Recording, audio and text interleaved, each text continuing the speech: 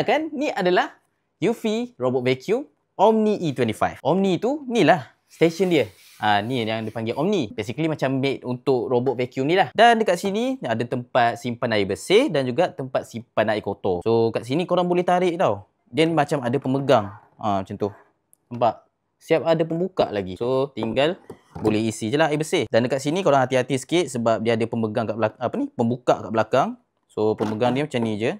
Lepas tu barulah korang buka. Specialnya dia ni, dia ada hydrojet self cleaning. Kiranya dia boleh cuci dengan sendiri. So kalau korang contohlah dalam 75 hari korang tak usik dia punya stesen pun tak apa.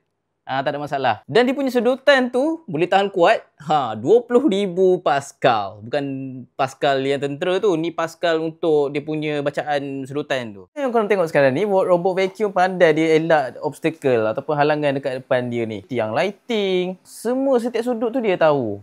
Kat part mana je yang dia perlu cleaning. Dan kalau pakai vacuum biasa ni, confirm kalau dekat bahagian dinding mesti dah tinggal sikit habuk tu kan. Tapi untuk E25 ni, Omni E25, dia dapat bersihkan dengan kemas. Okay, dia tak akan tinggal habuk dekat tepi dinding ataupun tepi sudut macam tu. Of course, kalau robot vacuum besar gedabak macam ni, ada apps kan. So kat sini dia ada AI dan juga yang mana korang boleh setting sendiri. Korang nak dia punya suction ataupun sedutan tu nak power mana kan, nak kuat mana, ada turbo, ada medium macam tu. Lepas tu korang boleh pakai nak mop ke ataupun nak just brush ataupun nak pakai kedua-dua sekali. Tapi kalau korang tak tahu sangat apa yang sesuai untuk setting dekat dalam bilik tu, korang boleh tinggal pakai je on AI automation. Barulah dia senang nak detect. Cumanya bunyi stesen dia ni yang dipanggil Omni ni tadi, dia punya kipas tu bunyi kuat sangat.